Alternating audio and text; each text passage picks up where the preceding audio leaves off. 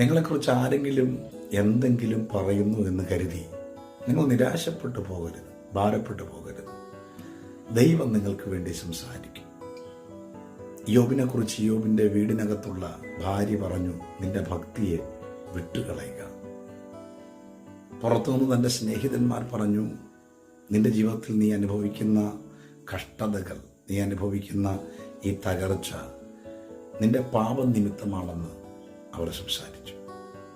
പൈശാചിക ലോകം ദൈവത്തിൻ്റെ സന്നിധിയിൽ പറഞ്ഞു, നീ വേലി കെട്ടി കാത്തു സൂക്ഷിക്കുന്നതുകൊണ്ടാണ് യോബ് ഭക്തനായിട്ടിരിക്കുന്നത്.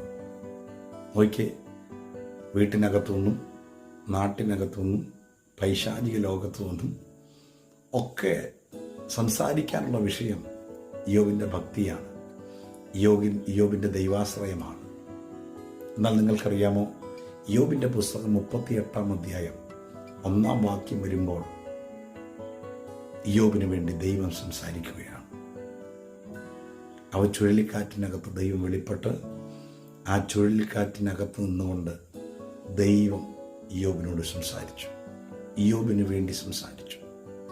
അതേ പ്രിയരെ, താങ്കളെക്കുറിച്ച് മറ്റുള്ളവർ എന്തൊക്കെ പറഞ്ഞാലും, വീട്ടുകാരാകട്ടെ, കൂട്ടുകാരാകട്ടെ, ഇരുട്ടിൻ്റെ ശക്തികളാകട്ടെ, എന്തൊക്കെ പറഞ്ഞാലും നിങ്ങൾക്ക് വേണ്ടി ദൈവം സംസാരിക്കും.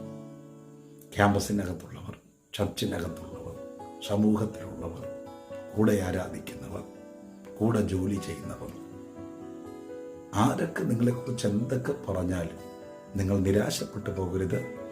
നിങ്ങൾക്ക് വേണ്ടി ദൈവം സംസാരിക്കുന്ന ദിവസങ്ങളുണ്ട്.